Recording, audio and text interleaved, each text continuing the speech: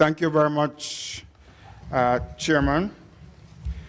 My topic is echoes of the Bandung movement in the Caribbean and China's presence in the region today. And I choose the word echoes because the Caribbean certainly was not in Bandung in 1955, but the echoes and the repercussions of Bandung had an impact on the Caribbean. I'm glad for the opportunity of participating in this meeting, as without it, I would not have remembered the Bandung Conference. The statement accompanying the draft program poses very important questions about how we think about the present and notes that, quote, ex-socialist, ex-colonized, and ex-third world countries seem to have emerged as the leading edge of global capitalism, unquote. We therefore need to critically reflect on, quote, on the histories, the trajectories, and the conditions of the world being transformed. The statement further poses a question: are these rising economies with a revolutionary and anti-imperialist past able to break the conquering and exploitative logics of capitalism, or simply to reproduce what they were fighting against?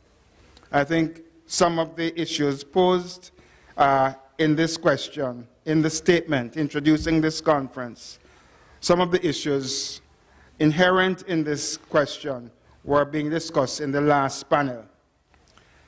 These questions are being posed in the context of the post-Cold War world, the fall of Eastern European communism, and the global systemic reach of neoliberal ideas. And this context means that there is no clear line between the Bandung Conference of 1955 and the 60th anniversary in 2015. And again, much of the discussion we have had today indicates this fact. If we examine the goals of Bandung, the historical evidence suggests that the scale of the economic relations between China and Africa and China and Latin America provide policy options and opportunities which were unthinkable in the last half of the 20th century. In thinking about past solidarities, we have to be hard-headed about present-day possibilities and how new solidarities can be shaped. The broad goals of Bandung and the 29 Asian and African countries that met in Indonesia in 1955 were as follows, and I quote some of these objectives. First of all, to promote goodwill and cooperation among the nations of Africa and Asia, to explore and advance their mutual as well as common interests, and to establish and further friendliness and neighborly relations. Secondly, to consider social, economic, and cultural problems and relations of the countries represented. Thirdly, to consider problems of special interest to Asian and African peoples, for example, problems affecting national sovereignty and of racialism and colonialism. Finally, to view the position of Asia and Africa and their peoples in the world of today and the contribution they can make to the promotion of world peace and cooperation. And these quotations are taken from the volume by Richard Wright. These are sufficiently broad perspectives that can still serve as valid guidelines to solidarity in the 21st century. I turn to the Bandung movement and the echoes in the English-speaking Caribbean. Let me selectively identify some markers of the Bandung movement in the English-speaking Caribbean. Asia is a far cry from the Caribbean geographically. However, given the presence of Indians and Chinese in the region since the 19th century, the Asian presence is part of our cultural and economic and political landscape. The Caribbean is a crossroads of global cultures of Africa, Asia, Europe, as well as the indigenous peoples of the Americas. The political echoes of Bandung and the Caribbean were heard in the mass mobilization of Eric Williams, the Trinidadian intellectual and politician, in 1956, at the time when he organized the People's National Movement and led Trinidad to independence in 1962. He served as Prime Minister until his death in 1981. Bandung therefore served as a banner of political solidarity against colonialism, which was a system of white supremacy and economic domination of peoples of Asia, Africa, Latin America, and the Caribbean. But for Eric Williams, it was also a metaphor for the unity between the descendants of enslaved Africans and indentured Indian labor, and how they could live in one nation as nationals and not as colonial subjects. There are few witnesses to the events that took place in Indonesia 60 years ago. However, there are still many who can recall the echoes of Bandung in Caribbean politics in the 1970s and early 1980s. Echoes of Bandung were to be heard in the 1970s, when radical currents and social movements developed out of Rastafari, Black Power, civil rights protests, and the programs of social democratic political parties. It was the decade when 4 Caribbean nations, Guyana, Trinidad and Tobago, Jamaica, and Barbados, recognized and developed diplomatic relations with Cuba in opposition to the United States. It was also the decade when Guyana and Jamaica established diplomatic relations with China in 1972, and other Caribbean territories followed suit later on. The thinking at the time was geared towards the development of a multipolar world that would transcend the bipolar universe that characterized the Cold War, and where newly independent states were coerced into choosing between the United States and the Soviet Union. Rejection of this bipolar choice led many ex-colonial countries in the direction of the non-aligned movement and the right to choose one's friends. Another current that developed was the movement for the new international economic order. Echoes of Bandung were to be heard in the speeches of Michael Manley, Prime Minister of Jamaica, 1972-1980 and 1989 to 1992. These echoes were also heard in the broadcast journalism of Peter Abrahams, the South African-Jamaican journalist and novelist, for much of the last half of the 20th century. In Manley's speeches and in Peter Abrahams' broadcasts, the hope that the non-aligned movement would come into its own economically through self-reliance was frequently expressed. The idea of non-alignment is now outdated, and self-reliance, as well as conceptions of self-reliance, were abandoned by China as an economic route and replaced instead by pragmatic economic policies. However, I think in superficial rejection of self-reliance and non-alignment, one has to refer to the content of what this means in terms of being able to engage with the international system from the standpoint of one's own interests. These are matters for urgent discussion, as there is no straight line, as I said, between Bandung 1955 and our present conjuncture. What lies in between Bandung and now has not been adequately examined from the standpoint of those countries which were signatories to the Bandung Declaration. We are now in the process of the beginning of substantial shifts in global power relations. We are also witnesses to a new international economic order in the making, evidenced by the emergence of China, India, Brazil, South Africa, Turkey, and other states whose economic growths have been impressive. The economic growth of China has led to the global spread of its investments and influence and the emergence of an infrastructure bank.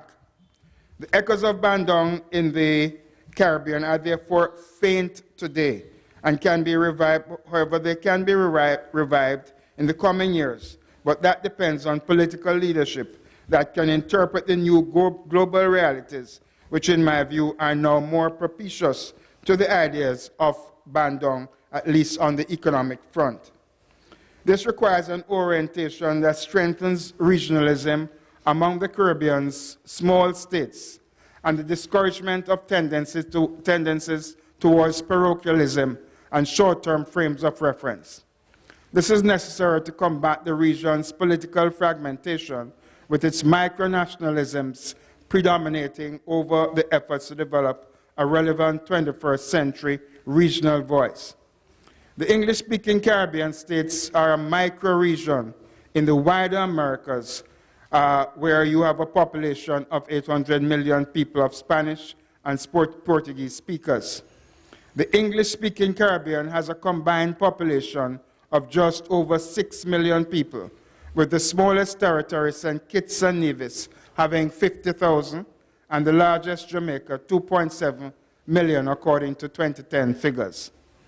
The preoccupation of the people of this region is with two issues, and I'll just, in the interest of time, mention these without reading the text. One is the economic question and high levels of indebtedness. Jamaica has an indebtedness of 140% of its gross domestic product.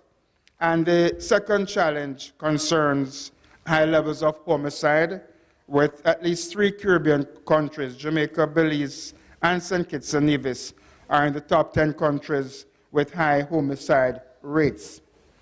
Given these challenges, it is not surprising that there is much interest in the region in developing economic relations with China by governments and business sector, and a great deal of interest among the popular masses. I turn now to Caribbean-China relations. Indicative of this interest in China was the publication in 2014 entitled "The Dragon in the Caribbean: China's Global Redimensioning Challenges and Opportunities for the Caribbean," written by economist Richard Bernal. This text encourages Caribbean governments and businesses to take advantage of the investment opportunities being open for trade with China. Opportunities arising from Chinese investments are uppermost in the thinking of Caribbean states, with some aligning themselves with Taiwan for reasons of money and others with China. Jamaica and Guyana, as I pointed out, have had diplomatic relations with China since 1972. And the People's National Party, the ruling party in Jamaica, has good party-to-party relations with the Communist Party of China. In Guyana, party-to-party relations were initiated by Forbes Burnham when he was Prime Minister of Guyana, President of Guyana. Trinidad and Tobago has had relations with China since 1974.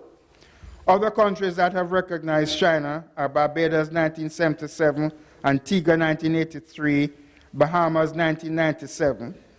Dominica has had relations with China since 2004. Belize had relations with China in 1987 to 89 and shifted to Taiwan since 1989. Grenada has moved between China and Taiwan in 1985-89. It recognized China and shifted to Taiwan between 1989 to 2005. Since 2005, Grenada has established relations with China. St. Lucia had diplomatic relations with Taiwan from 1984 to 1997, and with China from 1997 to 2007, and is now back with Taiwan. St. Vincent and the Grenadines has had diplomatic relations with Taiwan since 1981.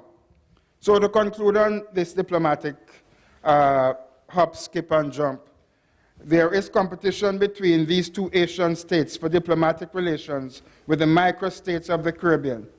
And in some cases, decisions on these matters are made on the basis of money and not on any political principle. So the Anglophone Caribbean microstates have no common policy with regard to relations with China, although a majority of them have relations with China. I turn now to the existential situation of African people and Chinese in Jamaica. Allow me to comment very briefly on this existential situation. Historically, Chinese migration followed the roots of the British Empire from South China, where Hakka-speaking Han Chinese migrated from the middle of the 19th century to find work in agriculture and infrastructural projects such as the Panama Canal. These Chinese migrants opened shops and over time became an economic force in the retail trade. In the economic and political crisis of the 1970s in Jamaica, many of them migrated and prospered in Canada, with 2 Jamaican Chinese becoming billionaires in that country. Those Chinese who remained made investments to enhance their retail operations with modern supermarkets. The Creolized Chinese have been joined by a new generation of Chinese migrants who have gone into retail business in working class areas in several towns in Jamaica. Mainland Chinese politics has always impacted the Chinese community in Jamaica. I grew up hearing of battles between the Kuomintang and the communists in Chinatown in Kingston.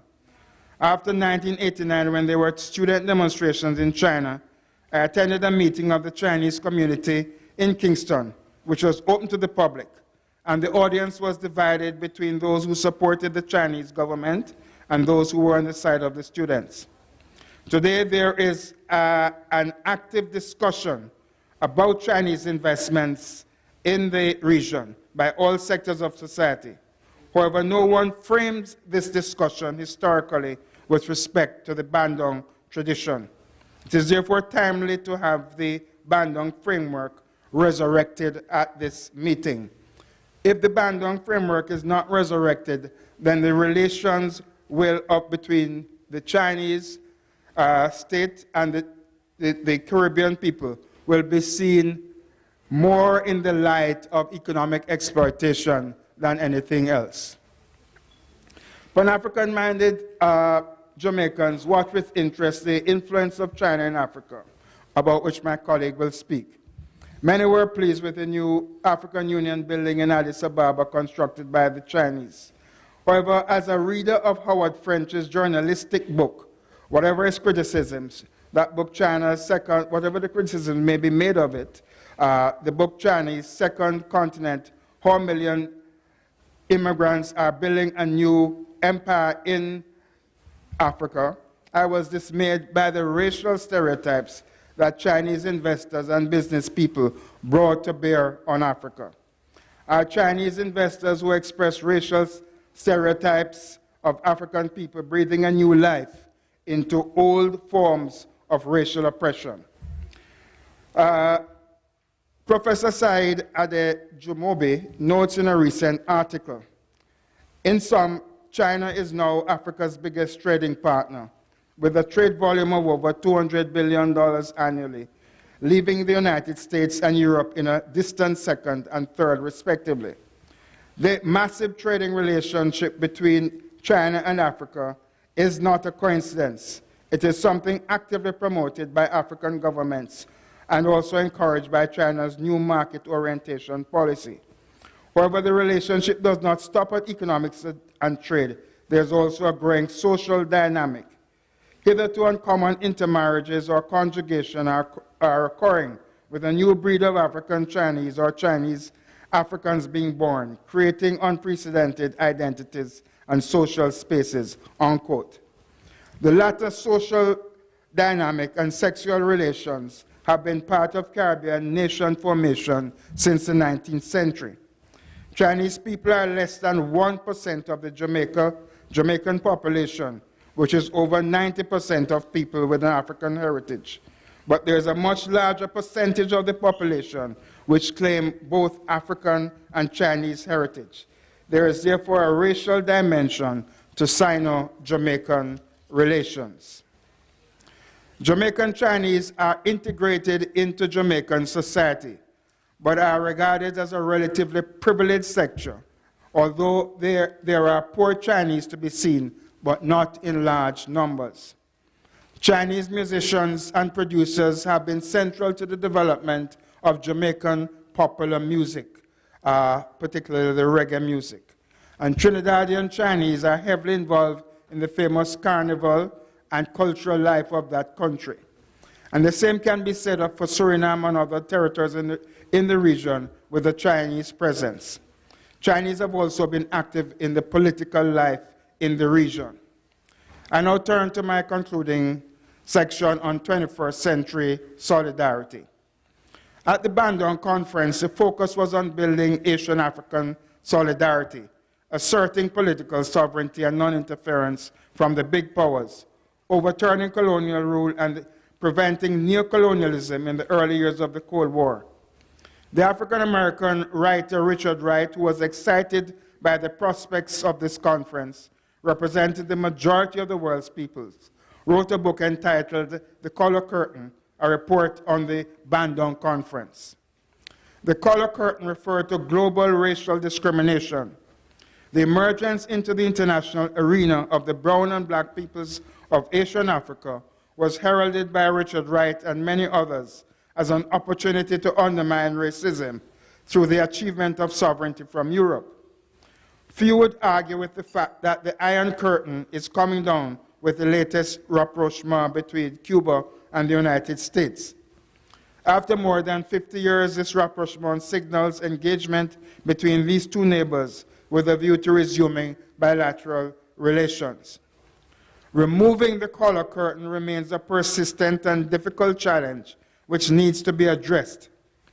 The Declaration of the United Nations at the next decade, 2015 to 2024, is to be marked as the International Decade for People of African Descent is significant.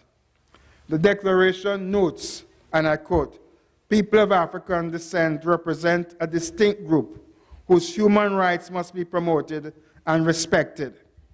Around 200 million people identifying themselves as being of African descent live in the Americas. Millions more live in other parts of the world, outside the African continent, in Europe, the Indian Ocean, the Middle East, and Asia. Any discussion of the legacy of Bandung must deal with the persistence of racism on a global level, particularly against dark-skinned people. In conclusion, I hope we can frame a project that may be consistent with the Bandung ideals. Among these are basic aspirations for a better life, with freedom from hunger, unemployment, poverty, as indicated in the last panel, war and violence, racial discrimination, and with respect for each other. A radical shift from the old power balances of the last half a millennium is what is hoped for. This shift should be reflected in the balance of power, a shift in the balance of power within all international institutions. All international institutions need to reflect this shift, therefore, in that balance. The development of new institutions, such as the emergence of the African Infrastructural Bank, is an indication of this trust, but how that will function remains to be seen. While cooperation at the level of the state and political parties is important, civil society interaction and intellectual exchanges that impact on knowledge development and exchange and the development of our human potential, all these need to be encouraged and developed in the spirit of Bandung.